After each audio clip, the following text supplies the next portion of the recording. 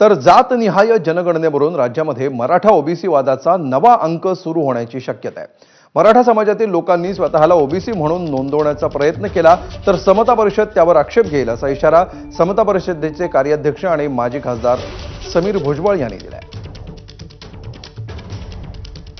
आपली regular census जो असतो, रजिस्टर जनरल ऑफ इंडियाचा सेन्सस बोर्ड आहे, त्यांच्या माध्यमातून करावं। कारण सेन्सस बोर्डाकडे जेव्हा सेन्सस होतो तेव्हा कोणीही खोटी माहिती दिल्यास त्याला सक्त जे आहे त्यांच्यावर कारवाई केली जाते आणि त्याला सजा सुद्धा आहे।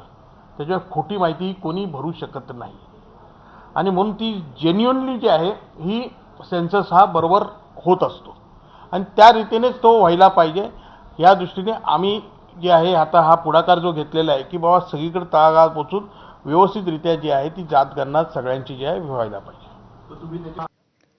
तर स्थानिक स्वराज्य संस्थांच्या निवडणुकीबाबत एक मोठी बातमी हाती येतेय। 10 जुलैला सर्व जिल्हाधिकाऱ्यांची ऑनलाईन बैठक होणार आहे। मतदार संख्या, मतदान केंद्र, ईव्हीएम, आवश्यक मनुष्यबळ या सगळ्या मुद्द्यावर ऑनलाईन बैठकीमध्ये चर्चा होणार आहे।